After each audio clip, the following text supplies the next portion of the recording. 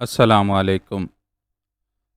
Farm house میں ہانڈیوں کی بارش کے پیش نظر ہم دروازے کی طرف دوڑے اور اسے کھول کر باہر بھاگے۔ صبح صادق کا سویرا چہار اطراف پھیل چکا تھا۔ میں نے اپنے حواسوں پر قابو پا رکھا تھا، لہٰذا میں سمجھ چکا تھا کہ رانگا بابا کے چیلوں کو یہاں کی خبر ہو چکی تھی اور انہوں نے ہی کوئی شوبدہ گری دکھائی ہوگی۔ یہی وجہ تھی کہ میں نے دوڑ کر عمارت کے گرد ایک پورا چکر لگایا، مگر یہ دیکھ کر میری حیرت کی انتہا نہ رہی کہ وہاں مجھے کوئی بھی ذی نفس نظر نہ آیا۔ میری دیکھا دیکھی جگنو نے راڑا اور نزاکت سے بھی یہی کہا تھا، بلکہ خود بھی یہی کیا تھا۔ انہوں نے پستولیں بھی نکال لی تھیں تاکہ کوئی بھی مشکوک فرد دکھائی دے تو اسے شوٹ کر دیا جائے، مگر کوئی ہوتا تو ملتا۔ پھر وسیع احاطے میں آ کر اپنی گاڑیوں کے سامنے ہم چاروں بری طرح ہانپتے ہوئے اکٹھے ہوئے اور عمارت کو گھورنے لگے۔ سائیاں، بہت خطرناک جادوگر ہے یہ لوگ۔ میں تو کہتا ہوں بھاگ چلو یہاں سے، نزاکت نے منمناتی ہوئی آواز میں مشورہ دیا۔ بکواس بند کر اپنی، جگنو نے اسے جھڑک دیا اور میری طرف دیکھتے ہوئے خاصی پریشانی سے بولا۔ اب کیا کریں؟ اس منحوس شیطان رانگا بابا کو گولی مار دیں؟ پر سائیاں، اس شیطان کو گولی مارنے اندر جائے گا کون؟ راڑا ایک دم ڈر کر بولا۔ دیکھا نہیں اندر سانپ اور بچھو پھیل چکے ہیں؟ جگنو نے اس کی بات سنی انسنی کر دی اور بدستور مستفسرانہ نظروں سے میری جانب تکنے لگا۔ ایسے میں میرا ذہن تیزی سے کام کر رہا تھا۔ سانپوں اور بچھوؤں والی ہانڈیوں سے یوں ہلہ بول دینا کوئی بڑی بات نہ تھی۔ کالی لہر کے کارندے یہ سب چند سیکنڈوں میں نمٹا کر رفو چکر ہو گئے ہوں گے تاکہ ہم ان کی جادوئی دہشت کے زیر اثر آ جائیں۔ میں نے فوراً راڑا اور نزاکت کی طرف دیکھا۔ وہ معصوم بکریوں کی طرح اس عجیب و غریب صورتحال سے سہمے ہوئے نظر آ رہے تھے۔ تم دونوں کار لے کر ارد گرد کا چکر لگاؤ اور یہ کھوجنے کی کوشش کرو کہ ابھی تھوڑی دیر پہلے یہاں کون لوگ تھے۔ ذرا بھی کوئی مشکوک آدمی نظر آئے تو اس پکڑ کر ادھر ہی لے آؤ۔ میرے حکم پر دونوں نے مسمسی سی نظروں سے جگنو کی طرف دیکھا تو وہ بدھاڑ کر ان سے بولا، دفع ہو جاؤ، جو سہراب نے کہا ہے وہ کرو۔ وہ دونوں بدکے اور کار کی جانب دوڑے۔ میں نے پرسوچ انداز میں اپنے ہونٹ بھینچ رکھے تھے اور عمارت کی جانب میری نظریں جم کر رہ گئی تھیں۔ اندر سے ہنوز رانگا بابا کے شیطانی کہکہوں کی آوازیں آ رہی تھیں۔ میں نے دانت پیسے اور دل میں تہیہ کر لیا کہ چاہے یہاں اژدہوں کی بارش ہو جائے، رانگا بابا کو میں یہاں سے ہرگز نہیں نکلنے دوں گا۔ راڑا اور نزاکت چلے گئے تو میں نے جگنو سے کہا، دھوئیں اور آگ کا بندوبست ہو سکتا ہے؟ ہو جائے گا، وہ جلدی سے بولا، لیکن اس کے لیے مجھے تھوڑی دیر کے لیے قریب میں کہیں جانا پڑے گا۔ کوئی پرواہ نہیں، چلا جا، میں نے کہا، میری کار لے جا اور دیر مت کر۔ پر تو یہاں، وہ متفکر ہو کر بولا، میری فکر مت کر، بس تو جا اور دھوئیں اور آگ کا بندوبست کر، جلدی وقت نہیں ہے، میں ادھر ہی موجود ہوں۔ میں نے کہا۔ وہ میری کار لے گیا۔ وہ شاید آبادی میں کسی قریبی گھر یا واقف کار کے پاس جا کر آگ وغیرہ کا بندوبست کرنے گیا تھا۔ میں عمارت کے بیرونی گیٹ سے چند قدم کے فاصلے پر احاطے میں کھڑا اسے یوں گھورے جا رہا تھا جیسے اندر کوئی عفریت موجود ہو اور ابھی وہ دھاڑتا چنگاڑتا باہر آ نکلے گا، لیکن در حقیقت میں اندر سے ابھرنے والے رانگا بابا کے سما خراش کہکہوں کو سن کر اندر ہی اندر بری طرح کڑ رہا تھا۔ مجھے یوں لگا جیسے وہ اپنے شیطانی کہکہوں کے شور میں میرا مذاق اڑا رہا ہو۔ میں اسے مقید کر کے بھی بے بس نہ کر سکا، بلکہ خود ہی بے بس ہو گیا۔ ایسے میں میرا جی چاہا کہ ابھی سانپوں اور بچھوؤں کی پرواہ کیے بغیر اندر جا گھسوں اور اس شعبدہ باز کا گلا دبا دوں۔ چونکہ میری یکٹک برماتی سی نظریں عمارت پر جمی ہوئی تھیں کہ دفعتاً میں چونکا۔ اندر پھوٹی ہوئی ہانڈیوں نے جو زہریلے اور خطرناک سانپ بچھو اگلے تھے وہ اب عمارت اور کھڑکیوں کے راستے رینگ رینگ کر باہر آ رہے تھے۔ یہ صورتحال دیکھ کر میں ذرا سا گھبرا گیا۔ اچانک ہی ایک شائیں کی آواز کہیں قریب سے ابھری اور میں ابھی سنبھلنے بھی نہیں پایا تھا کہ کوئی سخت شے میرے سر کے پیچھے پچھلے حصے سے ٹکرائی اور پھر مجھے کچھ ہوش نہ رہا۔ نہ جانے میں کب تک بے ہوش رہا تھا، پتہ نہیں بے ہوش بھی ہوا تھا یا جہان فانی سے کوچ کر چکا تھا، کیونکہ آنکھ کھلنے پر میرے ارد گرد قبر کی سی تاریکی پھیلی ہوئی تھی۔ ہاتھ کو ہاتھ سجھائی نہیں دیتا تھا۔ میں نے خود کو زمین پر چت لیٹے محسوس کیا، ہلنے جلنے کی کوشش کی تاکہ دیکھوں کہ میں آزاد تھا یا رسن بستہ۔ یک بارگی میرے اندر ہول سا اٹھا، میں بندھا ہوا بھی نہیں تھا مگر اپنے جسم کے کسی حصے کو ہلانے جلانے سے بھی قاصر تھا۔ منہ خشک ہو رہا تھا۔ میں نے بہت کوشش کی کہ ایک ذرا جنبش ہی لے لوں، مگر بیکار۔ بے اختیار میں نے اپنے خشک پڑتے ہونٹوں پر زبان پھیری۔ اس کے بعد حلق پر زور دے کر چلایا، میں کہاں ہوں؟ یہاں کون ہے؟ دفعتاً مجھے یوں لگا جیسے میرا منہ کھلا بھی ہو، اور میں چلانے میں جتنا زور لگا سکتا تھا وہ صرف بھی کیا تھا، مگر نہ میرے کانوں نے آواز سنی، نہ ہی میرے حلق سے کوئی الفاظ برآمد ہوئے تھے۔ میرے جیسا جنگجو فطرت اور مضبوط اعصابی قوت کا شخص بھی چند ایک لہجے کے لیے دہشت زدہ سا رہ گیا۔ یہی بھیانک خیال دوبارہ میرے اندر ابھرا، کیا میں زندہ بھی تھا؟ میں لرز گیا۔ اب تک موت کا ذائقہ چکھنے والوں کے بارے میں جو کچھ میں نے سنا تھا، وہ تمام باتیں مجھے اس وقت خود پر صادق محسوس ہوئیں۔ انسان جب مر جاتا ہے تو وہ خود کو کسی خواب، کسی کیفیات میں محسوس کرتا ہے، یوں جیسے انسان سوتے میں خواب دیکھا کرتا ہے۔ وہ خود اپنا آپ نہیں دیکھ پاتا، مگر سب کچھ اسے نظر آ رہا ہوتا ہے۔ وہ بولتا بھی ہے، مگر اپنی ہی آواز اسے سنائی نہیں دیتی، حتیٰ کہ اپنے ہلنے جلنے کا بھی اسے کچھ احساس نہیں ہوتا۔ پلک جھپکنے میں خود کو یہاں سے وہاں اور وہاں سے یہاں محسوس کرتا ہے۔ تب پھر اسے اپنے قریبی عزیز لوگوں کے چہرے نظر آتے ہیں، وہ انہیں دیکھتا ہے، پھر اسے اپنا آپ باہر کی صورت میں نظر آ رہا ہوتا ہے۔ لوگ جمع ہیں، وہ خود سفید کفن میں لپٹا پڑا ہے، اس کی ناک اور کان میں روئی ہے، پھر اسے قبر میں اتارا جا رہا ہے۔ تب اس کی حقیقت میں آنکھ کھلتی ہے، وہ خود کو ایک اندھیری قبر میں پاتا ہے۔ وہ اپنے لوگوں کو چیخ چیخ کر پکارتا ہے، مگر وہاں اس کی آواز سننے والا کوئی نہیں ہوتا۔ اسے قبر کے اندھیاروں اور تنہائی سے وحشت ہونے لگتی ہے، وہ خوف زدہ ہونے لگتا ہے۔ تب اسے احساس ہونے لگتا ہے کہ وہ مر چکا ہے۔ اس کے بعد دو فرشتے آتے ہیں جو نیک ہوتے ہیں، وہ اس نیک شخص کے پاس آ بیٹھتے ہیں اور اسے تسلی دیتے ہیں۔ جو گناہ گار ہوتے ہیں وہ اسے مزید وحشت زدہ کرتے ہیں۔ یا اللہ! بے اختیار درود میرے لبوں سے نکلا۔ تب میں نے کلمہ طیبہ کا ورد کیا، درود شریف پڑھا، دل کو تسلی بھی ہوئی کہ میں یہ سب دہرا سکتا ہوں۔ الحمدللہ میں مسلمان ہوں اور اسی حالت میں مر چکا ہوں۔ موت کے سے ان اندھیاروں میں یہ تسلی میرے لیے بہت بڑی ڈھارس تھی۔ دفعتاً اندھیاروں کے بطن سے روشنی سی پھوٹی۔ روشنی کیا تھی؟ کچھ جگنوں سے وہاں چمکے تھے، یوں جیسے سیاہ آسمان پر ذرا ذرا فاصلے سے تارے چمکتے ہیں۔ اب وہ تارے کچھ بڑے ہو کر میرے ارد گرد اور قریب آنے لگے۔ میں دنگ رہ گیا۔ وہ سب جگنوں یا تارے مختلف انسانی صورتوں میں میری آنکھوں کے سامنے تھے۔ ان کی آنکھیں کھلی ہوئی تھیں، مگر زبانیں خاموش، تاثرات ان کا تھے۔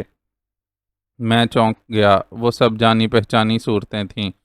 میرے باپ کی صورت، میری ماں، رحیلہ، فوزیہ، سلیم، راجو، حتیٰ کہ فوزیہ کا بھائی ماجا بھی، پھر وہ سب جن سے آج تک میرا واسطہ پڑتا آیا تھا، نادو، اقبال، بہن جی شگفتہ، ان کی بیٹی نگہت، پھر جگنو، اور بس یہی سب چہرے ادھر ادھر گردش کرنے لگے اور اس کے بعد غائب ہو گئے۔ مجھے یقین سا ہونے لگا کہ میں واقعی مر چکا ہوں۔ موت کے بارے میں عام مروجہ باتوں میں نے یہ بھی سن رکھا تھا کہ مرنے کے بعد یا مرنے سے ذرا دیر پہلے وہ سب جانے پہچانے چہرے گردش کرنے لگتے ہیں جو مرنے والوں کے قریب رہے ہوں، خواہ وہ دوست ہوں یا ہمدرد۔ پھر وہ آخری لمحات بھی یاد آتے ہیں جس سبب موت واقعہ ہوتی ہے۔ میں جگنو کے فارم ہاؤس میں تھا، وہاں ہم نے شیطان کے چیلے رنگا بابا کو قید کر رکھا تھا، مگر اس نے ہمیں بے بس کر ڈالا تھا۔ اس کے بعد وہ ہانڈیاں پھوٹنے لگیں، ان میں سے زہریلے سانپ اور بچھو نکل نکل کر چاروں طرف رینگنے لگے تھے۔ پھر راڑاں اور نزاکت کسی کی تلاش میں ادھر ادھر بھاگے، میں اور جگنو باہر آ گئے۔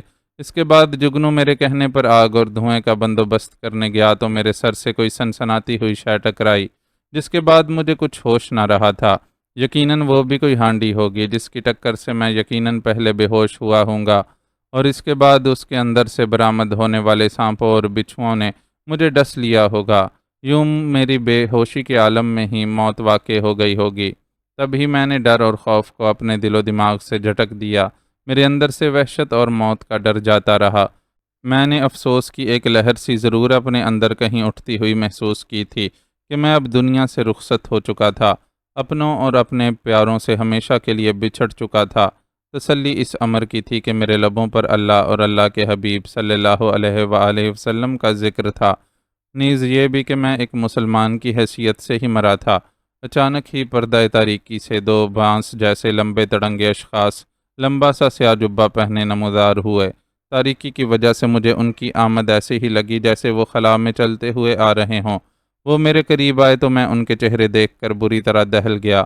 دونوں ہی انتہائی مکروہ صورت تھے، ایک کی سبز آنکھیں تھیں اور دوسرے کی لال انگارہ، ناک لمبی گدھ کی چونچ کی طرح آگے سے مڑی ہوئی، چہروں پر استخوانی شائبہ ابھرتا تھا، سر پر کہیں کہیں بال اور باقی گنج، یوں جیسے گنجی کھوپڑی والے منحوس گدھ ہوں۔ کیا یہ جہنمی فرشتے ہیں؟ میرے دماغ میں خیال ابھرا۔ کیا میں گنہگار کی حیثیت سے اٹھایا گیا ہوں؟ ہولناک خدشہ، لیکن نہیں، اگر ایسا ہوتا تو پھر میری زبان پر، میرے دل و دماغ پر اللہ اور اس کے پیارے حبیب صلی اللہ علیہ وآلہ وسلم کا نام کیوں کرا سکتا تھا؟ یہی وہ بات تھی جس سے مجھے تسلی ہوئی۔ میرے قریب آتے ہی ان میں سے ایک نے میرے چہرے پر کچھ چھڑکا، اس کے چھینٹے میرے چہرے پر پڑے اور نتنوں سے بھی ٹکرائے۔ اس محلول کی عجیب سی مگر تیز بو تھی۔ یکلخت مجھے لگا جیسے میرے اندر جان سی پڑ گئی ہو، مگر صرف اسی قدر کہ میں بول سکتا تھا۔ تم مر چکے ہو سہراب، کیا تمہیں اس حقیقت کا ادراک ہو چکا ہے؟ ایک نے بڑی گمبھیر سی آواز میں کہا۔ تم کون ہو؟ میں نے پوچھ لیا۔ مجھے مسرت ہوئی کہ میں اب بول تو سکتا تھا، مگر اپنے جسم کو جنبش دینے سے اب بھی قاصر ہی تھا۔ سوال نہیں، بس تمہارے سمجھنے کے لیے یہی کافی ہے کہ تمہاری روح کو تمہارے جسم سے پرواز کرتے ہی ہم نے اپنے قبضے میں کر لیا ہے، دوسرے جبہ پوش نے کہا۔ میں اس کی بات سن کر ایک ثانیے کے لیے لرز گیا۔ کہیں یہ لوگ کالی لہر والے شیطانی گروپ سے تعلق تو نہیں رکھتے؟ لیکن دوسرے ہی لمحے میرے ذہن میں تازہ ہوا کہ میرا دل و دماغ اللہ اور رسول صلی اللہ علیہ وآلہ وسلم کی یاد سے لبریز تھا۔ ایسا ممکن ہی نہ تھا۔ بکواس کر رہے ہو تم، میں نے بھی دیدہ دلیری سے کہہ ڈالا۔ رسی جل گئی مگر بل نہیں گئے، پہلے والے کرہ صورت جبہ پوش نے پرغیز لہجے میں کہا۔ تمہارے لیے اب بہتر یہی ہے کہ ہمارے کہے کو بجا لاؤ، کیونکہ تمہاری روح اب ہمارے قبضے میں ہے۔ یکلخت میرے اندر مسرت اور سکون کی لہریں ابھریں۔ مجھے اندازہ ہونے لگا کہ یہ لوگ رانگا بابا اور میڈم لچھمی کے آدمی تھے اور میرے ساتھ ایک جھوٹا موت کا ڈرامہ رچا کر کسی قسم کی شوبدہ گری میں مصروف تھے۔ میں نے اللہ کا شکر ادا کیا کہ میرے دل و دماغ میں ایمان تازہ ہی نہیں راسخ بھی تھا، اسی سبب میں نے ہمت اور ذہنی طاقت پکڑی تھی۔ یہ یقین بھی کہ میں مرا نہیں تھا، نہ ہی میری روح کسی شیطانی ٹولے کے قبضے میں تھی۔ یہ ایک خاص ٹرک اور مخصوص ماحول بنا کر مجھے ٹرانس میں لینے کی کوشش کر رہے تھے۔ اگر یہ لوگ میرے ساتھ شوبدہ گری کر سکتے ہیں تو میں کیوں نہیں؟ پل کے پل میرے اندر یہ خیال ابھرا اور اگلے ہی لمحے میں نے خوف زدہ اور وحشت زدہ ہونے کی ایکٹنگ شروع کر دی کہ کیا واقعی میرے ساتھ ایسا سب کچھ ہو رہا ہے؟ ان دونوں منحوس صورت جبہ پوشوں کی آنکھوں میں چمک ابھری۔ پھر پہلے والے نے کہا، کیا اب بھی تجھے یقین نہیں آتا ہماری بات پر؟ تو پوری طرح ہمارے کہنے پر ہے، ہمارے حکم کے زیر اثر ہے، اٹھ کر بیٹھ جاؤ۔ مجھے تم لوگوں کا کون سا حکم ماننا ہوگا؟ میں نے لہجے میں خوف سموتے ہوئے پوچھا، اگرچہ مجھے یہ سب اچھا نہیں لگ رہا تھا کہ میں نے خود کو ان کی ایما پر چھوڑ دیا تھا، لیکن حکمت عملی یہی تھی۔ ابھی مجھے بہت کچھ جاننا تھا، انہیں دھوکے میں رکھ کر مفر کی راہ نکالنا تھی، لیکن کیا یہ سب ممکن تھا؟ کیا یہ لوگ جو اس قدر خطرناک اور شعبدے بازی جیسے جادو ٹونے کے ماہر تھے، کیا خبر سفلی علوم میں بھی دسترس رکھتے ہوں؟ یہ مجھ سے اتنے ہی بے وقوف بن جائیں گے، لیکن مجھے یہ سب کرنا تھا، مجبوراً ہی صحیح۔ یوں ان کے اندر گھس کر ہی مجھے ان کے بارے میں، ان کے شیطانی عزائم اور ان کی جڑوں اور پھیلاؤ کا پتہ چلانا تھا، اور یہ صرف اسی صورت میں ممکن تھا کہ میں ان کے ٹرانس میں رہوں، جو یہ کہیں سر دست ان کے کہنے پر عمل کروں، بجوز اس کے یہ مجھ سے کوئی خلاف فطرت اور خلاف قانون کوئی کام لینے کی کوشش نہ کریں۔ ایک جبہ پوش نے مجھے اٹھ کر بیٹھ جانے کو کہا، جبکہ میں تو ابھی صرف بولنے کے قابل ہی ہوا تھا کہ مجھ پر اسی بوتل سے دوبارہ چھڑکاؤ کیا گیا۔ وہی تیز سی عجیب ناگوار بو میرے نتنوں سے ٹکرائی اور میں ہلنے جلنے کے قابل ہوا، مگر صرف اس قدر کہ جس طرح ایک سستے سے چڑیا گھر میں پنجرے میں بند شیر کو خوراک دی جاتی ہے کہ وہ پنجرہ نہ توڑ ڈالے۔ نکاہت اب بھی اپنی جگہ تھی، تاہم میں کچھ ہلنے جلنے کے قابل ہوا تھا۔ ممکن تھا کہ کچھ اور وقت کے بعد میری جسمانی طاقت بحال ہو جاتی۔ میں اٹھ کر بیٹھ گیا اور معصوم بن کر بولا، میں اب بھی بہت کمزوری محسوس کر رہا ہوں۔ مقصد صرف پتہ لگانا تھا کہ یہ مجھے کب میری اپنی جسمانی طاقت میں لاتے ہیں۔ مت بھولو کہ تم صرف ایک روح ہو، جسم نہیں، دوسرے جبہ پوش نے کرخت لہجے میں کہا۔ روح کی اتنی ہی طاقت ہوتی ہے، مجھے اس کے الفاظ بہت مکروہ لگے تھے۔ میں جان چکا تھا کہ میں مرا نہیں ہوں، زندہ ہوں، مجھ سے ڈرامہ کیا جا رہا تھا، اور میں نے بھی عافیت اسی میں سمجھی کہ ان کے اس ڈرامے کا کردار بخوبی نبھاتا رہوں، تا وقت یہ کہ میں ان کی گردنیں دبوچ لوں۔ ایک مسلمان کی حیثیت سے میرا اس بات پر ایمان راسخ تھا کہ جان، زندگی اور روح لینا دینا اور قبض کرنے کا اختیار اور طاقت صرف اور صرف میرے اللہ کریم کے سوا کسی کے پاس نہیں ہو سکتی۔ اچھا، میں نے مری مری آواز میں کہا۔ اندھیرا ہنوز میرے چہار اطراف طاری تھا، ہلکی روشنی کہیں سے آ رہی تھی، مگر اس کا منبع اوجل تھا۔ ان میں سے ایک چند قدم آگے چل رہا تھا، اور اس کے پیچھے میں دوسرے جبہ پوش کے ساتھ تھا، جس نے میرا ایک بازو پکڑ رکھا تھا۔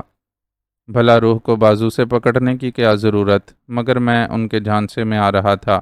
حیرت کی بات تو یہ تھی کہ وہ تاریکی میں سب کچھ دیکھ رہے تھے، اور انہیں راستے کا تعین بھی تھا، جبکہ مجھے کچھ نظر نہیں آ رہا تھا ماں سوائے ان دونوں کے، اور وہ بھی مدھم سی روشنی میں کبھی حیولوں کی صورت اور کبھی ان کا خاکہ کچھ حد اور کچھ لمحوں کے لیے واضح ہو جاتا۔ دروازہ کھلنے کی آواز ابھری۔ یہ فریضہ آگے والے جبہ پوش نے انجام دیا تھا۔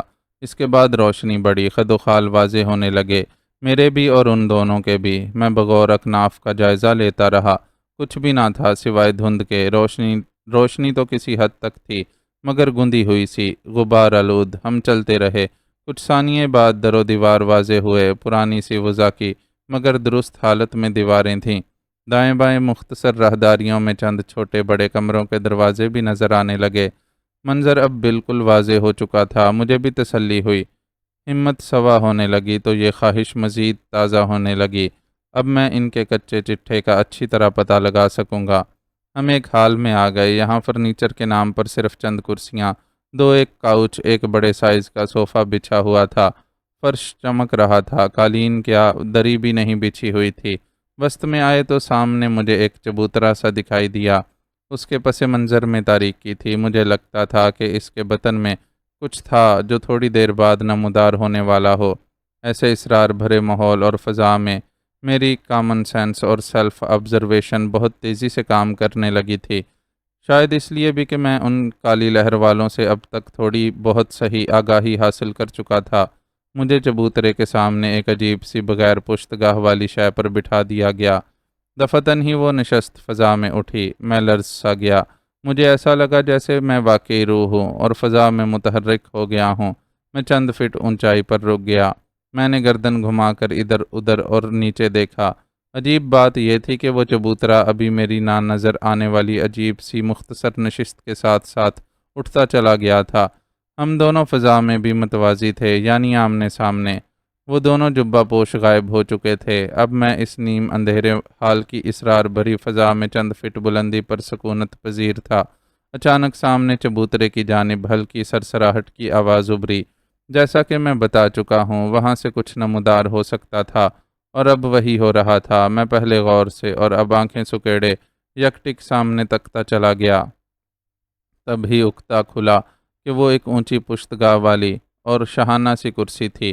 اس پر کوئی براجمان تھا، بالکل ساکت اور خاموش، سیاہ لبادے میں ملبوس، چہرے پر بھی اسی سیاہ لبادے کا گھونگھٹ نکلا ہوا تھا۔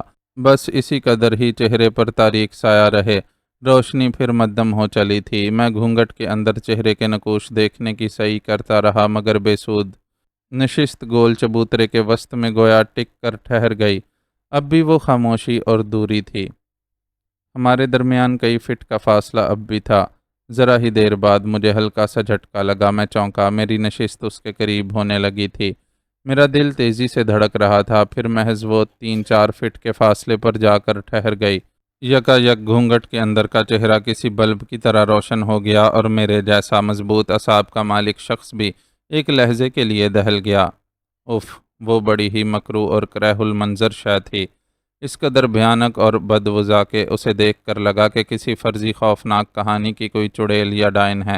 حالانکہ میں سمجھ رہا تھا کہ یہ سب شوبدہ گری کے سوا اور کچھ نہ تھا، لیکن شاید ماحول، غیر یقینی پراسرار حالات اور مبہم سے قیافے کی ملی جلی ذہنی کیفیات کا ہی شاخسانہ تھا کہ میں خود کو رفتہ رفتہ ایک عجیب سے جانے انجانے خوف میں جکڑتا محسوس کر رہا تھا کیونکہ میں بہرحال ایسے لوگوں کی قید میں بے بس تھا جن کے بارے میں خود بھی ابھی تک پوری طرح نہ جان سکا تھا۔ دل کے کسی کونے میں ایک غیر فطری خوف کی لہر بھی سنسناتی ہوئی ابھری کہ کیا خبر یہ لوگ واقعی جادو ٹونے اور سفلی عمل کرنے والے ہی ہوں اور میں انہیں شعبدہ گر سمجھے ہوئے تھا۔ یہ ایک لرزا دینے والا خیال تھا اور تشویش آمیز خدشہ بھی۔ ابرواں استخوانی سا چہرہ، رنگت سیاہ، جبڑے ابرے ہوئے، ایک گال قدرے ابرا ہوا اور دوسرا دھنسا ہوا، اس میں سوراخ تھا۔ وہاں ایک تاریک خلا جس کے اندر سے چمکتے ہوئے لیسدار مادے میں کوئی دھاگے دار سا کیڑا کل بلاتا نظر آیا، جیسے باہر ٹپک پڑنے کی کوشش میں ہو۔ اوپر کا ہونٹ غائب، وہاں سے دانتوں کی پیلی زرد سی قطار، ان کے درمیان میں اس قدر فاصلہ تھا کہ اندر تک اس کی زبان کسی سوکھی شاخ کی طرح رکھی دکھائی دی۔ نچلا ہونٹ جیسے سوج گیا ہو اور اپنے ہی وزن سے نہایت بدحیت انداز میں ٹھوڑی کی طرف جھول رہا تھا۔ آنکھیں اندر کو دھنسی ہوئی تھیں۔ ایک آنکھ کا ڈیلا تو مجھے بغیر ہلکے کے جیسے ایک طرف پتھر کے ڈیلے کی طرح رکھا نظر آیا، جبکہ دوسرا ڈیلا آہستہ آہستہ حرکت میں تھا۔ یوں بادی ان نظر میں یہ مکروہ بدحیت چہرہ کسی 100 سالہ بیمار سی لاغر بڑھیا کا ہی معلوم ہوا۔ وہ ہولے ہولے ہل بھی رہا تھا، اس کا بدن اگرچہ سیاہ لبادے میں ہی ڈھکا ہوا تھا، مگر وہ کرسی میں بیٹھنے کے باوصف جھکا جھکا سا تھا۔ دونوں ہاتھ لبادے کی کھلی آستینوں میں ڈھکے ہوئے تو تھے، مگر اندر سے نصف حد تک انگلیوں کی جھلک دکھائی دیتی تھی۔ میں چونک گیا۔ وہ انگلیاں بھی ایسی ہی تھیں جیسے کسی ڈھانچے کی ہوں، سوکھی، کالی اور جلے ہوئے گوشت کی منڈی ہوئی کھال جیسی۔ خدا جانے کیا شے تھی یہ اور کون تھی؟ دفعتاً ہی یہ سوچتے ہی میرے ذہن میں ایک جھماکا ہوا۔ میڈم لچھمی، یہ نام یکلخت ہی میرے ذہن میں ابھرا تھا۔ تو کیا میں اس کے ٹھکانے کالی کوٹھی میں تھا؟ میں چپ رہا۔ میرا اندر بری طرح سائیں سائیں کر رہا تھا۔ جس قدر میں پہلے مطمئن تھا، اب اسی قدر چکرایا ہوا اور متوحش سا ہو گیا۔ سہراب! دفعتاً ایک گنجیلی مگر قدرے مرتعش سی آواز ابھری۔ یہ آواز اسی کرہ صورت شخصیت کی تھی جو اس سے بالکل بھی ہم آہنگ محسوس نہیں ہوئی، البتہ آواز کے آہنگ سے ظاہر ہوا کہ وہ کوئی عورت ہی تھی، خاصی عمر رسیدہ عورت۔ مجھے اس نے پکارا تھا اور میری نظریں اس پر جمی ہوئی تھیں۔ میں اس کے آگے بولنے کا منتظر رہا۔ تم وہ اکیلے انسان ہو جس نے ہم سے براہ راست ٹکرانے کی جرت کی تھی۔ مجھے یہ بتاؤ، اس کا تمہیں کیا فائدہ ہوا، باوجود اس کے کہ تم ہمارے ہی ہاتھوں مارے گئے؟ اس کی بات نے مجھے پھر اندر سے لرزا کر رکھ دیا، تو گویا یہ خبیث شخصیت بھی مجھے مرا ہوا کہہ رہی تھی۔ تو کیا یہ واقعی میری روح سے مخاطب تھی؟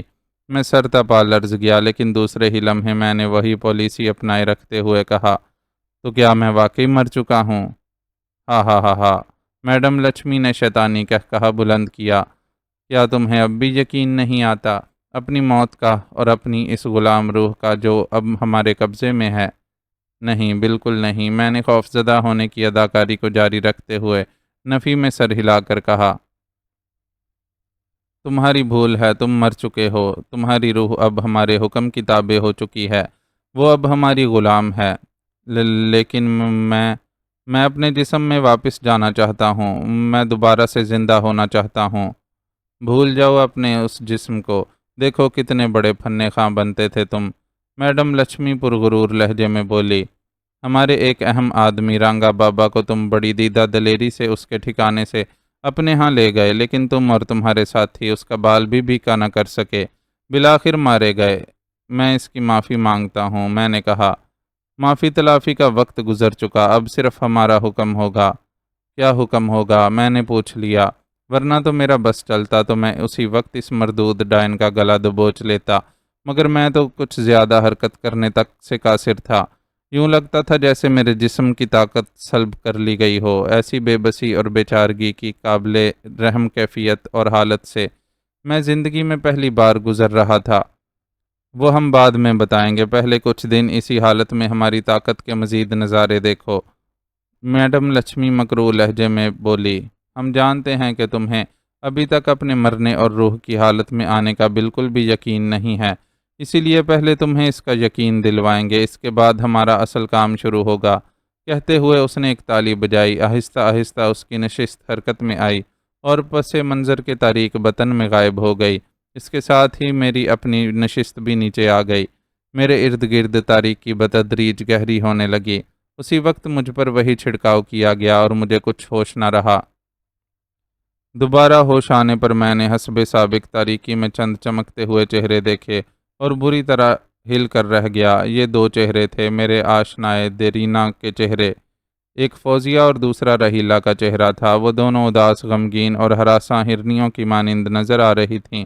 میں نے بے اختیار انہیں پکارا، فوزیہ، رحیلہ، مگر یہ کیا، میرے ہونٹ واہ ہوئے اور کسی قدر متحرک بھی، لیکن آواز برآمد نہیں ہوئی تھی۔ میں ہنوز خود کو اسی خواب والی کیفیت میں محسوس کرنے لگا جس میں مناظر تو سب نظر آتے ہیں مگر اپنا وجود دیکھنے سے انسان قاصر ہوتا ہے۔ اف، نہ جانے یہ کیسا اسرار تھا، کیا بھید تھا، شوبدہ گری بھی تھی تو کیسی کہ اپنا آپ ہی مجھے لاچار اور قابل رحم لگ رہا تھا۔ اچانک ایک آواز ابھری، ڈری سہمی اور ہراساں سی آواز، راحیلہ بہن، یہ ہم کہاں آ گئے ہیں؟ کون ہمیں یہاں لایا ہے؟ یہ سن کر میں دہل گیا۔ فوزیہ نے راحیلہ کو مخاطب کر کے ایسا کہا تھا تو کیا یہ دونوں بھی ان خبیث شیطانوں کے چنگل میں آ پھنسی تھیں یا انہیں اغوا کر کے یہاں لایا گیا تھا؟ حوصلہ رکھو فوزیہ، اللہ بڑا ہے، وہی ہمیں اس مصیبت سے نکالے گا۔ راحیلہ اسے حوصلہ دے رہی تھی۔ میرے اندر ایک ابال اٹھا اور میں حلق پھاڑ کر چلایا، فوزیہ، راحیلہ، خدا کے لیے میری بات سنو، ادھر دیکھو میری طرف، میں یہاں ہوں۔ مگر بے سود، ان دونوں نے تو جیسے میری بات سنی ہی نہیں۔ ان کے کانوں تک پہنچنے سے میری پکار قاصر ہی رہی۔ ہا ہا ہا ہا، بھلا روحوں کی بھی کوئی سنتا ہے؟ اچانک وہی مکروہ لہجے والی زنانہ لرزتی کانپتی آواز ابھری۔ میں چونک کر ادھر ادھر دیکھنے لگا۔ یہ میڈم لچھمی کی آواز تھی۔ میرا خیال تھا کہ اب فوزیہ اور راحیلہ میری نہیں تو اس کی آواز پر ضرور چونکیں گی اس پر متوجہ ہوں گی، لیکن یہ دیکھ کر مجھ پر حیرتوں کے پہاڑ ٹوٹ پڑے۔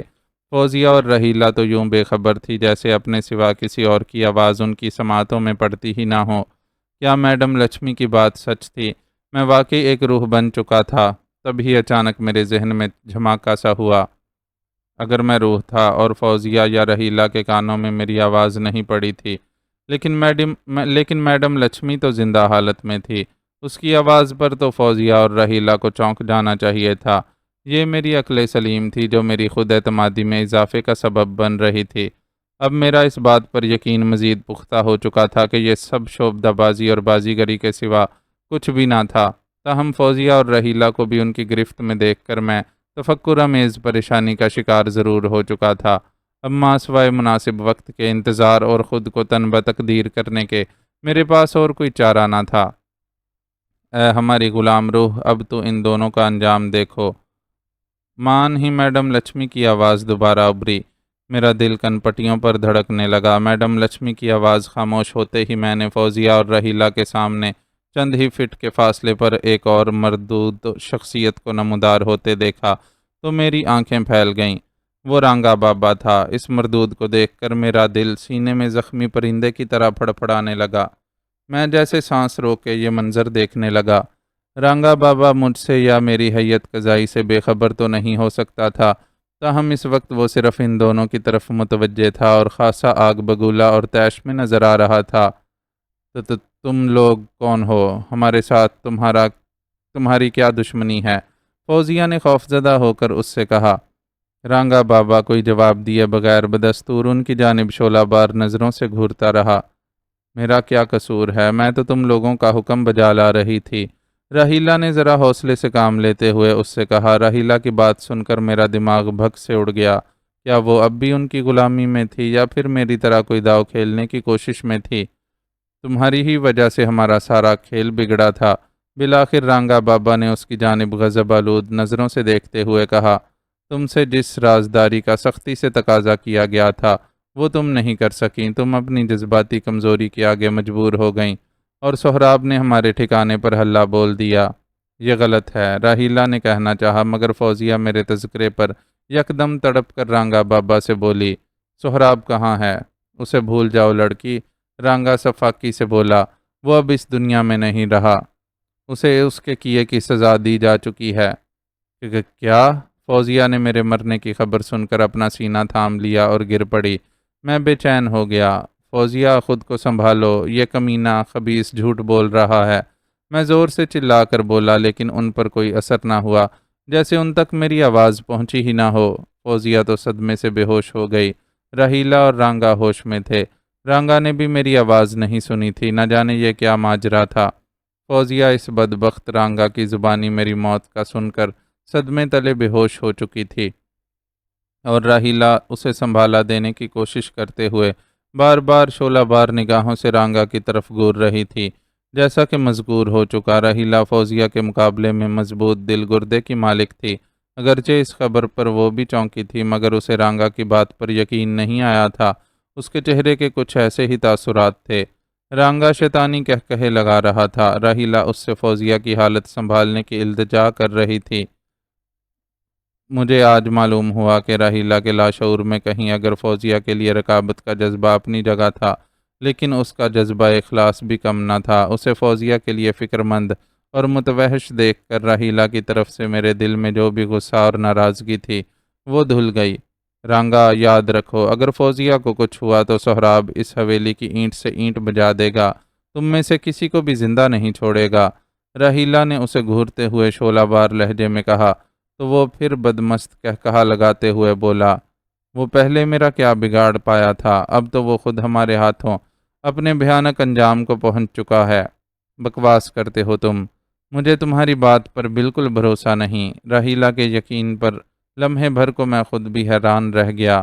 وہ زندہ ہے، اور کم از کم تم جیسے شیطانوں کے ہاتھوں اس کی موت نہیں لکھی ہوئی ہوگی، اس کا مجھے پورا یقین ہے۔ راہیلہ نے اسی مضبوطی سے کہا۔ آج تو جیسے میں راہیلہ کا ایک الگ ہی روپ دیکھ رہا تھا۔ اس کے لہجے کی گن گرج، یقین، عزم اور وہ سب کچھ جو اسے ایک بہادر اور جری عورت کے روپ میں آج ظاہر کر رہا تھا۔ بے شک انسان اپنی کمزوری کے سبب کبھی کچھ لمحاتی کمزوریوں سے بھی گزرتا ہے، اور ان خبیثوں نے راہیلہ کی اسی لمحاتی کمزوری سے فائدہ اٹھا کر اسے میرے اور فوزیہ کے خلاف بھی کر دیا ہوگا۔ خلاف تو بس اسی قدر ہی کیا تھا کہ راہیلہ ان کی شعبدہ بازی کو جادو ٹونا یا سفلی علم سمجھ بیٹھی تھی۔ اس کا خیال تھا کہ ہمیں نقصان پہنچائے بغیر وہ اپنا مقصد حاصل کر لے گی، مگر اسے اپنے کیے پر پشیمانی ہوئی تھی۔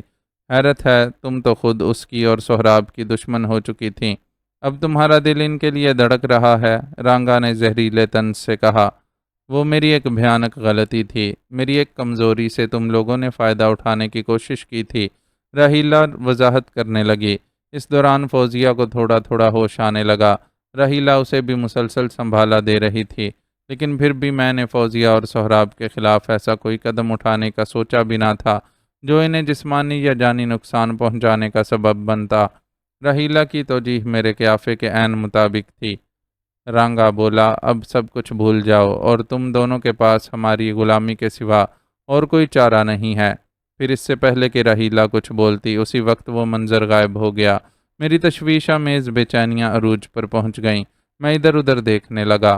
میری نظروں کے آگے جیسے ایک بار پھر مکمل تاریکی کا دبیز پردہ آ گرا تھا۔ اسی دوران میں نے اپنے ہاتھوں پیروں کو حرکت دینا چاہی، اور وہ ہلتے بھی محسوس ہوئے تھے، لیکن مقدور بر ان میں وہ توانائی اور قوت نہ تھی جو ہونی چاہیے تھی۔ نہ جانے ان بدبختوں نے میرے ساتھ کیا کیا تھا، مجھ پر ایسا کیا چھڑکا تھا کہ میری جسمانی طاقت بالکل مفلوج ہو کر رہ گئی تھی۔ اس پر مستزاد میں کوئی منظر واضح نہیں دیکھ پا رہا تھا، تھوڑا بہت واضح ہوتا بھی مگر صرف دھند میں، یا پھر پردہ ظلمت میں تھوڑی دیر کے لیے ابھرنے والی روشنی جو دھند کی لپیٹ میں ہی ہوتی۔ کیا اس طرح یہ خبیث لوگ مجھ پر بدستور یہی تاثر جمانا چاہتے ہیں کہ میں واقعی ایک مرا ہوا انسان تھا، اور اب جو کچھ بھی تھا وہ میں ایک روح کی شکل میں دیکھ رہا تھا؟ میں نے ان پر لعنت بھیجی، اور اللہ کی ذات اور اس کی طرف سے مدد پر میرا ایمان مضبوط اور راسخ ہی رہا۔ ابھی تھوڑی دیر پہلے فوزیہ وغیرہ والے مناظر بھی اسی طرح کے مجھے دکھائی دیے تھے۔ میرا دھیان اب اپنی فکر و توجہ سے ہٹ کر فوزیہ اور راہیلہ کی طرف چلا گیا۔ یہ بات باعث تشویش ہی تھی کہ بدقسمتی سے یہ دونوں بھی اس شیطانی ٹولے کی گرفت میں آ چکی تھیں، اور اب نہ جانے ان کا کیا حشر ہونے والا تھا۔ میرا بس نہیں چل رہا تھا کہ میرے تن بدن میں پہلے جیسی قوت بحال ہو، اور میں ان خبیثوں کا ادھر ہی تیا پانچا کر کے رکھ دوں، مگر یہ سب کیسے ممکن ہوتا؟ میں تو خود کسی کی مدد کا منتظر تھا۔ ان حالات میں اب سوائے اللہ کے اور کون میری مدد کر سکتا تھا؟ مجھے صبر اور حوصلے سے یہ سب کچھ سہنا تھا، اور کوئی ایسا موقع اور وقت میرے ہاتھ لگ جاتا جس سے میں دوبارہ اپنی اصل حالت میں آ جاتا، مگر کب؟ اچانک مجھ پر غنودگی چھانے لگی، پھر مجھے شاید نیند آ گئی۔ دوبارہ آنکھ کھلی تو اسی بھیانک تاریکی کو اپنے گرد و پیش پا کر مجھ پر ذہنی اذیتیں طاری ہونے لگیں۔ سب سے زیادہ اذیت مجھے اس بات کی ہو رہی تھی کہ میں اپنا آپ نہیں دیکھ پا رہا تھا، یعنی وہی ایک منحوس خواب والی کیفیت مجھ پر طاری رکھی گئی تھی۔ اف، میں اب اسی حالت میں تھا، یعنی کمزور اور بے بس۔ میں نے ہمت کی، اٹھ کر بیٹھنے اور چلنے کی کوشش بھی کی۔ مجھ پر اب تک ایک روح ہی جیسا تاثر برقرار رکھا گیا تھا۔ یہ سب کچھ تو میں کر پا رہا تھا، مگر ایک حد تک۔ بالآخر میں نے اپنے جسم کی اسی قلیل سی طاقت کو بروئے کار لاتے ہوئے اٹھنے کی کوشش کی، مگر ایک حد تک۔ میں نے اسی پر بس نہیں کیا اور جیسے بھی ہاتھوں پیروں کی مدد سے خاک رالنگ کے انداز میں چل سکتا تھا چلنے لگا۔ میری کوئی سمت نہ تھی، کوئی تعین نہ تھا، بس آگے اور ادھر ادھر حرکت کرتا رہا۔ تھوڑا اور حرکت کی تو جیسے کسی اندیکھی دیوار سے ٹکرا کر رک گیا۔ مایوسی اور بے بسی کے انتہائی احساس میں یہ مسرت میرے لیے برقرار رہی تھی کہ میں بہرحال جسمانی طور پر ایک انسان ہی کی حالت میں تھا، روح بہرحال نہ تھا، ورنہ کسی ٹھوس آڑ سے ٹکرانے کا اور کیا مطلب ہو سکتا تھا؟ ہا ہا ہا ہا، دفتن ایک بھیانک قہقہا گونجا۔ میں ٹھٹک کر رک گیا۔ یہ شیطانی قہقہا میرا شناسا تھا۔ اچانک میرے دائیں جانب تاریکی کے پردے سے رانگا نمودار ہوا۔ اس کے بھینسے جیسے توانا اور سیارو وجود پر صرف ایک لنگی بندھی ہوئی تھی۔ سٹائل دھوتی باندھنے کا ہی تھا۔ مجھے اس کا وجود بہت ہی مکروہ محسوس ہو رہا تھا۔ وہ اپنی لال انگارہ آنکھوں سے میری طرف ہی گھور رہا تھا۔ اس کے چہرے اور آنکھوں سے میرے لیے نفرت و عداوت کی چنگاریاں سی پھوٹ رہی تھیں۔ ان میں ایک استہزاء بھی تھا اور میری بے بسی کا حس بھی۔ کیوں مسٹر تیسمار خان، کس بل نکلے یا نہیں؟ رانگا نے اسی لہجے میں مجھ سے کہا۔ پر تم تو بڑے دھڑلے اور طوفانی جیداری کے ساتھ مجھے اٹھا کر لے گئے تھے اور اپنے ٹھکانے میں لے جا کر بند کر دیا تھا۔ پھر کیا ہوا؟ وہ سب تمہارے سامنے آ چکا۔ وہ بڑے پرغرور انداز میں لاف گزاف میں مصروف تھا۔ تمہاری کس قدر قابل رحم حالت ہے، وہ میرا مذاقہ اڑانے والے انداز میں بولا۔ ہم سے ٹکرانے والوں کا یہی انجام ہوتا ہے، مگر تمہارا انجام ہم نے ذرا مختلف انداز میں کیا ہے۔ تم اسی کے مستحق تھے۔ تمہاری بہادری اور جیداری نے ہمیں جس طرح متاثر کیا تھا، اس کے جواب میں تمہیں ایسے انجام سے دوچار کرنا ہماری مجبوری بھی بن گیا تھا۔ رانگا، دونوں لڑکیوں کو چھوڑ دو، میں نے اس کی لاف گزاف سے مروب ہوئے بغیر انتہائی سنجیدگی اور طوفان بھرے لہجے میں کہا۔ اوہ، اب بھی وہی غرور سوار ہے تمہارے سر پر، رانگا ایک دم بولا۔ مت بھولو کہ تم مر چکے ہو۔ اس وقت صرف تمہاری روح مجھ سے مخاطب ہے۔ میں تمہاری بات پر لعنت بھیجتا ہوں اور اس بات پر پختہ یقین رکھتا ہوں کہ روح کو قبض کرنا اور اپنے اختیار میں رکھنا صرف قادر مطلق ذات کی طاقت میں ہے، جو تم جیسے شیطانوں کو بھی بھیانک انجام سے دوچار کرنے کی سخت رکھتا ہے۔ اوہو، بڑا یقین ہے تمہارا کہ تم ابھی مرے نہیں ہو، رانگا بولا۔ رانگا، میں پھر کہہ رہا ہوں، ان دونوں لڑکیوں کو جس طرح اٹھا کر لائے ہو، اسی طرح ان کے گھر انہیں واپس چھوڑ دو۔ میں نے پھر غضبناک لہجے میں اسے مخاطب کرتے ہوئے کہا۔ یہ دونوں چھوکریاں تو ہمارے کام کی ہیں، فکر نہ کرو، انہیں ہم کوئی نقصان نہیں پہنچائیں گے۔ تو تم انہیں یہاں قیدی بنائے رکھنا چاہتے ہو؟ میں نے اسے خونی نظروں سے گھور کر کہا۔ اپنی بکواس بند کرو اور اپنی قبر میں جانے کی تیاری کرو، اس نے ایک دم ہولناک لہجے میں کہا۔ اس کے بعد ایک دھماکہ ہوا، پھر وہی چھڑکاؤ مجھ پر کیا گیا۔ میں ایک بار پھر دنیا و مافیا سے بے خبر ہو گیا۔ دوبارہ آنکھ کھلی تو میں بری طرح دہل گیا۔ میرے نتنوں سے مٹی، گرد اور دوسری انتہائی ناگوار اور ناقابل برداشت سڑاند نما بدبو ٹکرائی تھی، ایسی بدبو جو صرف زمین کے اندر موجود خرافات مردہ کی ہو سکتی تھی۔ مجھے صرف اندازہ تھا کہ میں قبر میں تھا، کیونکہ اس خبیث رانگا نے مجھ سے اپنی قبر میں جانے کا کہا تھا۔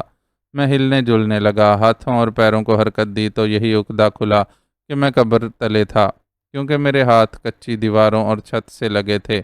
تب میں نے اٹھ کر بیٹھنے کی بھی کوشش کی تو دہل گیا۔ قبر کی چھت سے ٹکرا کر میں دوبارہ لیٹ گیا۔ میرے جسم میں اتنی طاقت ہی کب رہی تھی؟ یہ بھی انتہائی کوشش سے اس قدر ہی ہل جل پایا تھا۔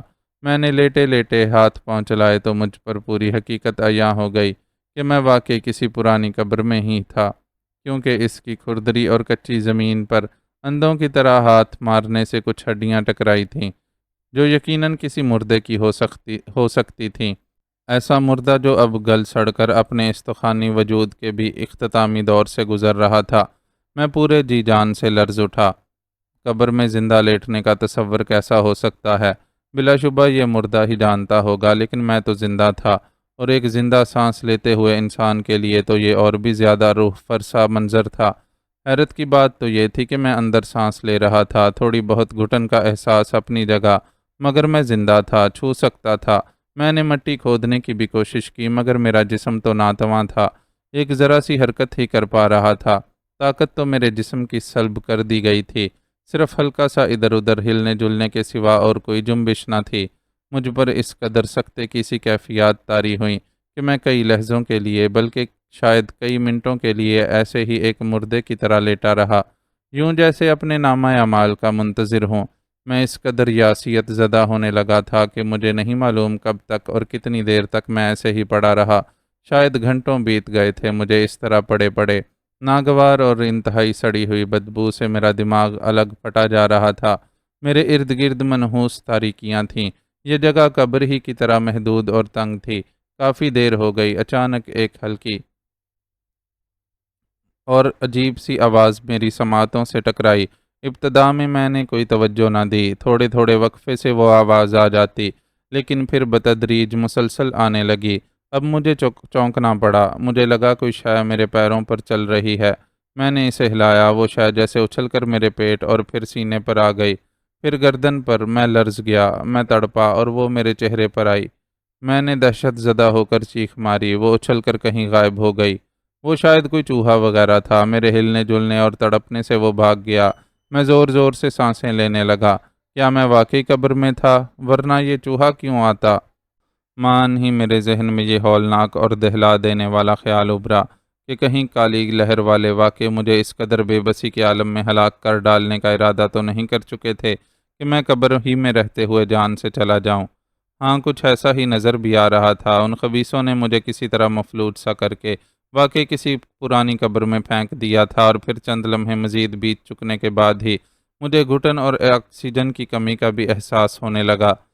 زندہ قبر میں مر جانے کا تصور کس قدر اذیت ناک اور جان کا ہوتا ہے، مجھے آج معلوم ہو رہا تھا۔ ان لوگوں نے یقیناً میرے لیے ایسی ہی بھیانک موت کا فیصلہ کر لیا ہوگا۔ نہ لاش ٹھکانے لگانے کی ضرورت پڑتی اور دشمن سے بھی چھٹکارا مل جاتا۔ ان کے سینوں میں میرے لیے بھڑکتی ہوئی انتقامی آگ بھی سرد ہو جاتی۔ میرے لیے یہی سزا تجویز کر کے رانگا اور کرہ چہرے والی منحوس چڑیل نما عورت میڈم لچھمی نے اب سکون کا سانس لیا ہوگا۔ یہ ہولناک خیال آتے ہی میرے اندر بقا کی آرزو زور پکڑنے لگی۔ میں نے سوچا کہ یہ میرے لیے آزادی حاصل کرنے کا ایک سنہری موقع بھی تو ہو سکتا ہے۔ میرے اندر بچی کھچی جتنی بھی طاقت تھی اسے بروئے کار لا کر میں قبر کی مٹی کھود سکتا تھا، لیکن یہ محض میرا خیال لغو ہی ثابت ہوا۔ اول تو میری حالت کسی فالج زدہ مریض کی سی کر دی گئی تھی، دوسرے میں حرکت اسی قدر ہی کر پا رہا تھا کہ مقدور بھر ہاتھ پاؤں ہلا جلا سکوں۔ قبر کی چھت کی مٹی، اور وہ بھی اندر سے کھودنے اور کھرچنے کی بھلا مجھ میں سکت کہاں تھی۔ رفتہ رفتہ اب گھٹن اور آکسیجن کی کمی کا احساس بڑھتا جا رہا تھا، اس قدر کہ میری سانسیں بھی آکسیجن لینے کے لیے زور زور سے چلنے لگی تھیں۔ میں نے دل مسوس کر سوچا کہ کیا میری موت اسی طرح لکھی گئی ہے؟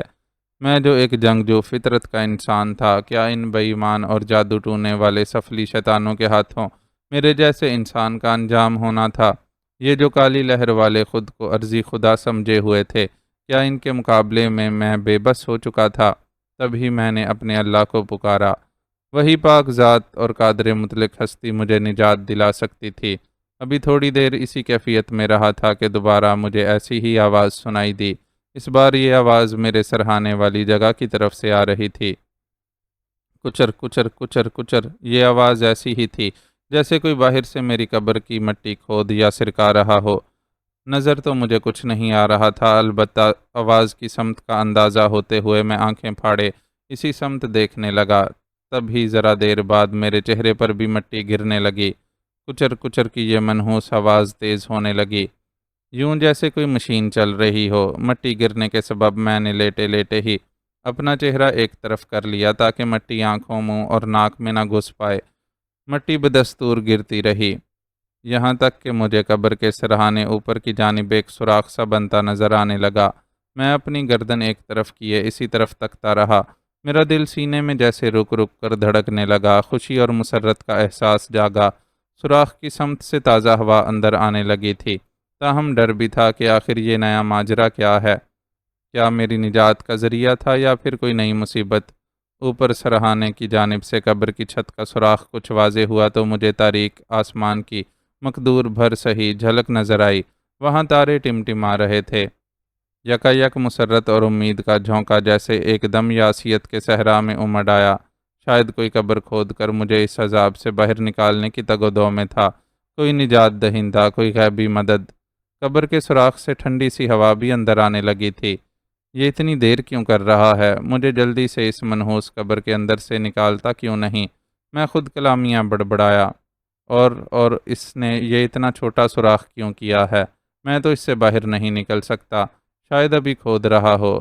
میں جیسے باولا ہونے لگا اور خود سے باتیں کرتا رہا۔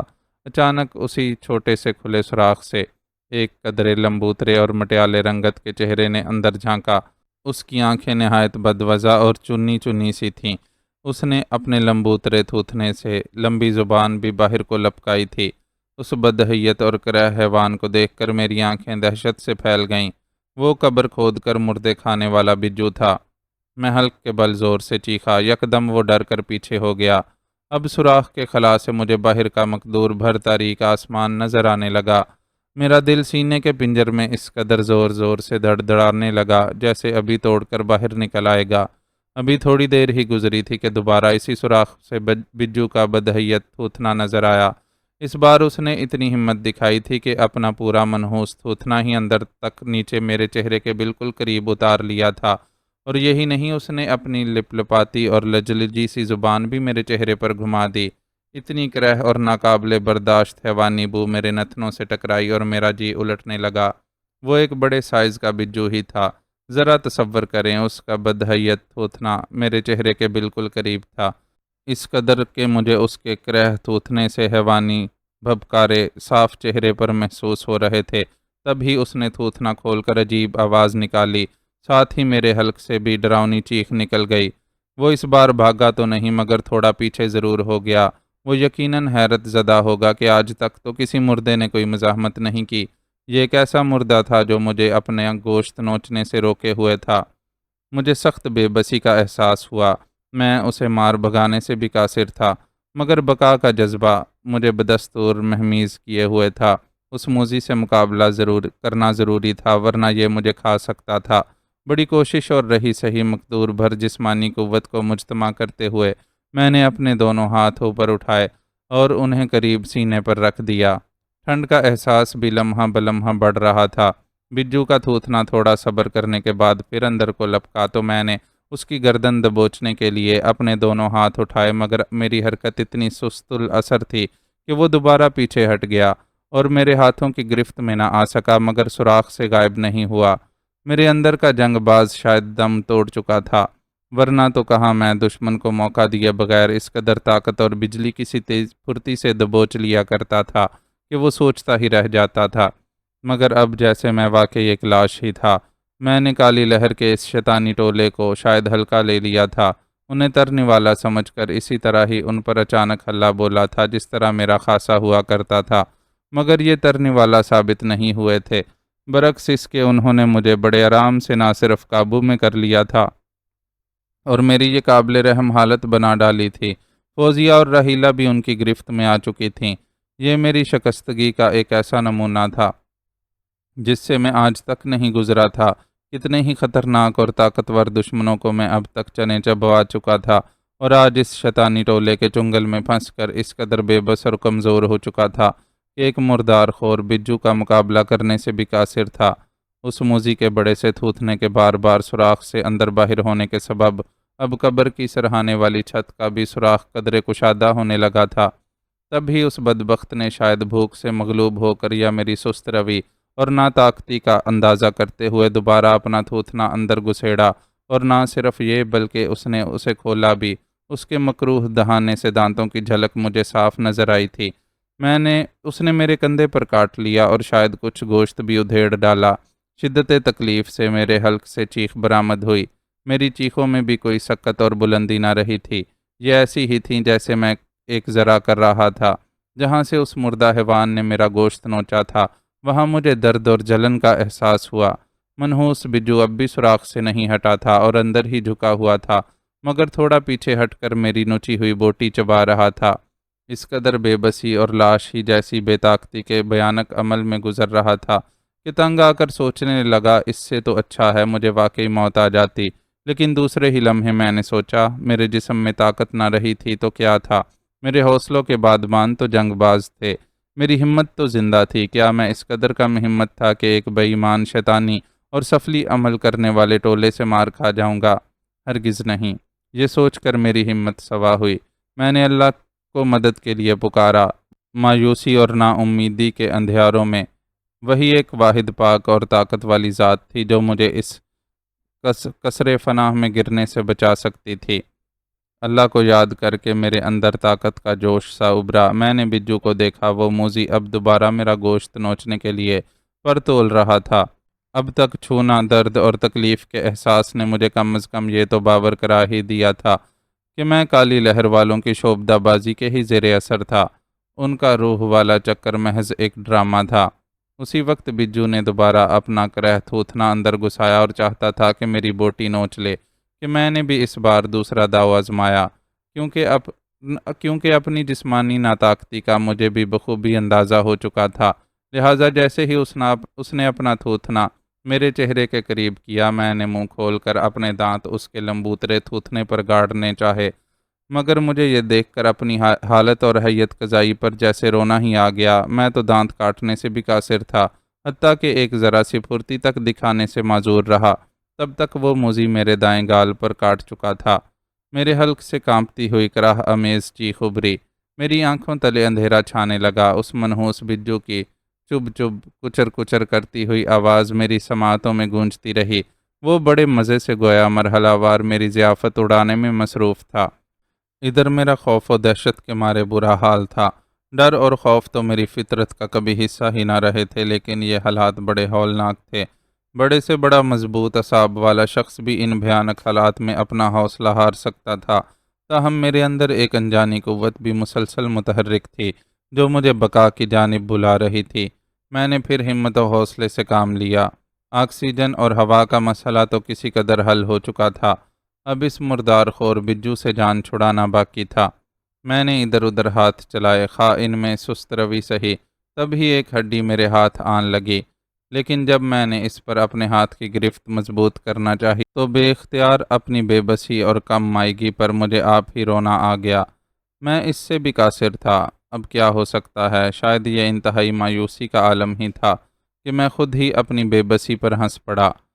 मुझ पर जैसे पागलपन का दौरा पड़ने लगा, साथ ही हंसता भी चला गया। शायद मेरा नर्वस ब्रेकडाउन होने वाला था कि अचानक मैंने एक नाकाबिले यकीन मंजर देखा। तीसरी या फिर शायद चौथी बार जैसे ही मुझे दोबारा नोचने के लिए उस मुर्दार खोर ने जिस कदर तेज़ी से अपना भयानक थूथना अंदर डाला था, इसी तेज़ी से वो मुझे छुए बगैर ही पलट गया था, यूं जैसे बाहर से उसे किसी ने खींच लिया हो। अभी मैं इस मौजज़े पर हैरान ही हो रहा था कि मुझे कब्र के बाहर एक से ज़ायद जानवरों की खूंखार आवाज़ें आने लगीं, और साथ ही उस मुर्दार खोर बिज्जू के चिल्लाने की भी। मेरा दिल यक बयक इस हकीकत का इदराक करके खुशी के मारे धड़क उठा कि उस पर किसी आवारा जानवर के टोले ने अचानक हमला कर दिया होगा। वो कोई आवारा कुत्ते भी हो सकते थे या फिर गीदड़। ज़रा ही देर बाद बिज्जू के चिल्लाने की अजियतनाक आवाज़ डूब गई। उसकी जगह अब खुराक चबाने की आवाज़ उभर रही थी। बेबसी, नाउम्मीदी और हसरत व यासियत के इन इबरतनाक लम्हात में मेरे लिए ये मुसर्रत का मकाम था। अभी मैं इस मुसर्रत को संभाल भी न पाया था कि एक और दहला देने वाला उकदा खुला कि आवारा और खूंखार जानवरों के टोले ने सिर्फ बिज्जू पर ही बस नहीं किया था, उसे खा चुकने के बाद अब वो इस कब्र की तरफ मुतवज्जे हो गए थे, जिसके अंदर मैं लाश की तरह बेताकत लेटा हुआ था। बिज्जू के खोदे हुए सुराख से मुझे इन खूंखार जानवरों के झांकते हुए खून आलूद थूथने बड़े भयानक मालूम होने लगे। वो बारी बारी एक दूसरे को धकेल कर अंदर पड़े एक और शिकार को ताकने की जुस्तजू में थे, और फिर मेरी सूरत में एक ताज़ा शिकार को देखकर ऊपर मौजूद इन सब आवारा जानवरों ने قبر کھودنے کی اپنی سی کوششیں تیز کر دیں۔ میں ہنستا چلا گیا۔ اب میرا انجام یقینی تھا، پہلے سے بھی زیادہ بھیانک انجام۔ کالی لہر والے شیطانی ٹولے کی گرفت سے لے کر زندہ قبر میں دفن ہونے تک کی ہولناکیاں مرحلہ وار جاری تھیں۔ پہلے معمولی سے چوہے نے مجھے تنگ کیا، پھر مردے کھانے والے بجو کی آفت آئی۔ اس سے چھٹکارا پایا تو یہ سوچ کر امید بندھی کہ کالی لہر والے مجھے زندہ قبر میں دفن کر کے سمجھ چکے ہوں گے کہ یہیں ختم ہو جاؤں گا۔ نہ انہیں میری لاش ٹھکانے لگانے کا مسئلہ ہوگا، نہ میرا کوئی سراغ ملے گا۔ اگرچہ مجھ سے یہی کہا گیا تھا کہ وہ میری روح کو غلام بنانا چاہتے تھے، مگر شاید مجھ پر یقینی موت کی دہشت بٹھانے کے لیے ایسا کہا ہوگا، ورنہ وہ خوب جانتے تھے کہ میں آزاد ہونے کے بعد ان کے لیے کیسی کیسی مصیبتیں کھڑی کر سکتا تھا۔ یہ بھی ممکن تھا کہ انہیں مجھ سے نہیں بلکہ فوزیہ اور رحیلہ کو ہی قیدی بنانے سے سروکار ہو۔ بجو سے چھٹکارا پا کر میں نے اطمینان کی سانس لی تھی کہ ایک تو ہوا اور آکسیجن کی آمد و رفت کا سلسلہ بحال ہوا تھا۔ اب میں اپنی سی کوشش کے بعد قبر سے باہر آنے کی جستجو کرتا، مگر اب جو تیسری مصیبت ان خونخوار اور بھوکے آوارہ جانوروں کی آن پڑی تھی، اس نے مجھے زندگی سے ہی مایوس کر دیا تھا۔ مجھ پر دیوانگی اور پاگل پن کا دورہ پڑا تھا۔ حالانکہ میں مضبوط اعصاب کا مالک تھا، لیکن یہ صورتحال میرے لیے بڑی اعصاب شکن تھی۔ بھلا ایک قبر میں لیٹا ہوا مفلوج سا آدمی کر بھی کیا سکتا تھا؟ قبر کی چھت پر ان خونخوار اور بھوکے آوارہ جانوروں کا اب آپس میں لڑنے کا شور ختم ہو چکا تھا، اور وہ مٹی کھودنے میں مصروف ہو گئے تھے۔ انہوں نے شاید اپنی اجتماعی کوشش کے فائدے کو سمجھ لیا تھا کہ قبر سے مل کر ہی تازہ شکار مل سکتا ہے، جو ان سب کے لیے کافی ہوگا۔ وہ اس لیے اپنی لڑائی بھول کر اب قبر کشائی میں مصروف تھے۔ میں اندر لیٹا خدا کو یاد کرتا رہا، مردہ آنکھوں سے قبر کی سرہانے والی چھت پر بنے سوراخ کو بڑا ہوتا دیکھتا رہا۔ کرچی اور کھدی ہوئی مٹی میرے چہرے پر گر رہی تھی، اور میں نے ذرا سرک کر منہ بچا رکھا تھا۔ مقدور بھر کوشش سے میں نے اپنے دونوں ہاتھ سینے پر رکھ لیے تھے کہ مایوسی گناہ ہے، مرنے سے پہلے بقا کی کوشش تو کرنا ہی تھی۔ سوراخ کشادہ ہو گیا، بلکہ یوں لگا جیسے قبر ہی پھٹنے لگی ہو۔ ایسا محسوس ہوا جیسے میرے نامہ اعمال میں یہی لکھا تھا۔ خون آلود تھوتنوں میں اب مٹی بھی لگی نظر آنے لگی۔ دو مہیب تھوتنے اندر داخل ہوئے، ان سے گراہٹیں ابھرنے لگی تھیں، اور وہ اپنی چنی چنی آنکھوں سے مجھے گھورنے لگے۔ ان کے تھوتنوں سے حیوانی بھبکارے میرے چہرے پر پڑے اور میرا جی الٹنے لگا۔ یہ کوئی آوارہ گیدڑ تھے۔ بھوک اور بے بس پڑے شکار کی مسرت نے انہیں خونخوار بنا ڈالا تھا۔ میں اپنی سی کوشش سے تھوڑا پیچھے سرک گیا، مگر کب تک؟ قبر کی سرہانے والی چھت کمزور ہو کر گرنے لگی تھی۔ تقدیر حرکت میں آ چکی تھی۔ اس کا ادراک تو مجھے بعد میں ہوا کہ جسے ہم مصیبت سمجھے ہوئے ہوتے ہیں، وہ در حقیقت راہ نجات کا ذریعہ بنتی ہے، کیونکہ اس وقت چھت گری تو دفتن ہی عجیب سی آواز باہر ابھری۔ میں ابھی اندازہ بھی نہیں کر پایا تھا کہ یہ کیسی آواز تھی، جیسے مان ہی زٹا زٹ سونٹے مارنے اور ساتھ ہی گیدڑوں کے چیخنے چلانے کی آوازیں ابھرتی رہیں۔ بھاگو بدبختو، مردے کو بھی نہیں چھوڑتے، دفع ہو جاؤ۔ باہر کوسنے دیتی آواز نے جیسے یکدم میرے اندر چھائی تمام مایوسیوں کی تاریکیاں جھٹک دیں۔ مردودو، میرے خصم کی قبر میں اب رکھا ہی کیا ہوگا؟ ری چمبیلی، اس مردودے موٹے بگیاڑ کو رکھ کے سونٹا دے، یہ بار بار قبر کی طرف آ رہا ہے۔ ایک بوڑھی ضعیف آواز کوسنے دیتی میری ٹھٹکی ہوئی سماعتوں سے ٹکرائی۔ میرا دل ان کوسنوں پر مسرت سے بری طرح دھڑکے جا رہا تھا۔ یہ کوئی ماں بیٹی تھیں، جو حسن اتفاق سے رات کے اس پہر ادھر نہ جانے کیا کرنے نکل آئی تھیں، اور میری نجات کا ذریعہ بن رہی تھیں۔ لیکن نہیں، یہی تو تقدیر ہے، کس ذریعے سے مدد کرتی ہے کچھ پتہ نہیں چلتا۔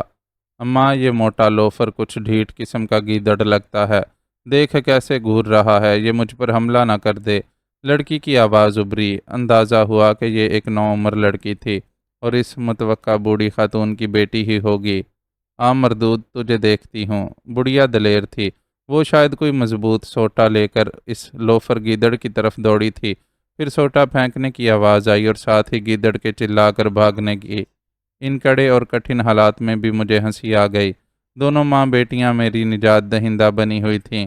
نہ جانے انہیں یہ معلوم بھی تھا یا نہیں کہ اس قبر میں ایک زندہ آدمی بے یار و مددگار بھی پڑا ہے۔ جیسا کہ بڑھیا کی ابتدا میں بڑبڑاہٹ سے مجھے پتہ چلا کہ یہ قبر اس کے خصم کی تھی، ایک بات البتہ مجھے ضرور عجیب سی لگی تھی۔ ان ماں بیٹی کے لب و لہجے کچھ عجیب سے تھے، وہ جملے اور الفاظ کھینچ کھینچ کر ادا کر رہی تھیں، یوں لگتا تھا جیسے میں کسی غیر مانوس سرزمین میں پہنچا دیا گیا ہوں، مگر کہاں، اس کا بھلا قبر میں لیٹے زندہ مردے کو کیا پتہ ہوتا۔ تاہم یہی کیا کم تھا کہ میں ان کی زبان سمجھ رہا تھا، خواہ ٹوٹی پھوٹی سہی۔ گیدڑ شاید بھاگ چکے تھے، اب میں یہی دعائیں مانگنے لگا کہ یہ دونوں ماں بیٹی اس قبر کی طرف بھی متوجہ ہوں تاکہ مجھے باہر نکال سکیں۔ خود میں نے آواز لگائی، بہت کمزور اور نکاہت بھری ہلکی آواز میرے حلق سے برآمد ہوئی تھی، وہ نہیں سن سکتی تھیں۔ اماں، بابو کی قبر ٹھیک کرنا پڑے گی، ان گیدڑوں نے ساری کھود ڈالی ہے، لڑکی نے کہا، اور میرے اندر مسرت کا جگنو سا چمکا۔ بابو، شاید اس نے اپنے برسوں پہلے مرے باپ کو ہی کہا تھا، چلا پھر میری مدد کر، اوپر مٹی ڈال دیتے ہیں۔ ہائے رے رحیمو، تیرا یہ انجام بھی دیکھنا تھا۔ بڑھیا کی تعسف آمیز سی حسرت بری آواز ابری۔ میں سرک کر پھٹی ہوئی قبر کے اور قریب ہو گیا، تھوڑے سے نظر آنے والے تارے بھرے آسمان کے محدود منظر میں جھریوں بھرے چہرے کو جھکتے دیکھا اور میری کمزور سی چیخ نکل گئی۔ بڑھیا کا آدھا چہرہ خارش زدہ نظر آیا تھا۔ یا اللہ، یہ کیا کوئی نئی مصیبت تھی؟ بے اختیار میں بڑبڑایا۔ تبھی بڑھیا نے ایک اچھے بھلے زندہ انسان کو دیکھا تو ایک دلدوز سی چیخ مار کر پیچھے ہٹ گئی۔ کیا ہوا اماں؟ نوعمر لڑکی نے چلا کر کہا۔ چمبیلی، وہ اندر زندہ لاش پڑی ہے، بالکل تازہ۔ بڑھیا کی خوف سے لرزتی آواز آئی۔ اماں، کہیں بابو تو زندہ نہیں ہو گیا؟ لڑکی نے ماں کی بات کو شاید مذاق میں لیا تھا۔ مجھے نکالو، میں لاش نہیں ہوں۔ میرے اندر جتنی طاقت تھی اسے بروئے کار لاتے ہوئے میں نے چلا کر کہنے کی کوشش کی، مگر انہیں ابھی تک میری بازگشت سنائی نہیں دی تھی۔ میں دیکھتی ہوں، لڑکی بولی، پھر ایک سانولا اور تیکھے نکوش والا پرکشش چہرہ پھٹی ہوئی قبر پر ابھرا۔ میں نے سر ہلایا اور مدد کے لیے پکارا۔ چمبیلی نام کی وہ لڑکی بھی ڈر کر پیچھے ہو گئی۔ ذرا دیر بعد ڈرتے ڈرتے دونوں ماں بیٹیوں کے چہروں نے اندر جھانکا۔ میں نے زور زور سے سر ہلانے کی کوشش کی مگر تھوڑا ہی حرکت کر پایا۔ ان دونوں کے لیے یہی کافی تھا۔ اماں، لگتا ہے کسی نے اسے زندہ بابو کی قبر میں دفن کر دیا ہے۔ چمبیلی ماں سے بولی۔ ہاں ہاں، ایسا ہی ہے، تم ٹھیک کہہ رہی ہو، میں نے کہنا چاہا، نہ جانے انہوں نے سنا بھی کہ نہیں، یہ کچھ بول بھی رہا ہے۔ بڑھیا بولی۔ پھر ان دونوں نے ڈرتے ڈرتے ہی سہی مجھے قبر سے باہر نکال لیا۔ باہر آتے ہی مجھ پر ٹھنڈ کا احساس ہونے لگا۔ ان دونوں نے بھی گرم چادریں ڈال رکھی تھیں۔ نہ جانے میں کہاں اور کون سی سرزمین پر تھا۔ تو کون ہے؟ بڑھیا نے پوچھا۔ میں لمبے لمبے سانس لے کر اپنا نظام تنفس درست کرنے لگا، پھر انہیں پکارا۔ شکر تھا کہ دونوں ماں بیٹیاں میرے بہت قریب جھک کر میری بات سننے کی کوشش کرنے لگیں۔ تب میں نے مختصر ترین جملوں میں ان سے کہا کہ میرے کسی دشمن نے مجھے ناکارہ کر کے اس طرح زندہ دفن کر دیا ہے، خدا کے لیے میری مدد کرو، وغیرہ۔ بالآخر دونوں نے میری مدد کی ٹھان لی اور مجھے سہارا دیا۔ بڑھیا کے آدھے چہرے پر شاید کوڑ گرا تھا، لیکن اس وقت وہ مجھے بہت ہی اچھا اور پیارا اور مہربان لگا۔ میں ان دونوں مہربان ماں بیٹیوں کے سہارے بمشکل کھڑا تو ہو گیا، مگر میرے قدم میرا ساتھ نہ دیتے ہوئے لڑکھڑانے لگے۔ اسے کہیں سندور میں تھوتھا تو ملا کر نہیں پلا دیا؟ بڑھیا بڑبڑائی۔ وہ مجھے دیہات کی ایک گھاگ اور تجربہ کار عورت محسوس ہوئی۔ ہاں ماں، اس بیچارے پر تو پورا فالج گرا ہے۔ ہائے، کتنا خوبصورت اور تگڑا نوجوان ہے، اور ظالموں نے یہ حالت کر دی اس کی۔ لڑکی چمبیلی بولی۔ انہیں مجھ سے ہمدردی ہونے لگی تھی اور وہ میری مدد کی ٹھان چکی تھیں۔ بے اختیار میرے دل سے اللہ کا شکر ادا کرنے کی صدا ابری۔ بہرکیف دونوں نے مجھے سہارا دے رکھا تھا اور آہستہ آہستہ مجھے چلانے کی کوشش بھی کرتی رہیں۔ میں اب گرد و پیش کا جائزہ بھی لینے لگا۔ میں نے دیکھا ہر سو چٹکی ہوئی چاندنی میں ٹھٹھرتی ہوئی رات اپنے پورے جوبن پر تھی۔ معزز ناظرین و سامعین، لائک، کمنٹس اور شیئر ضرور کریں، شکریہ۔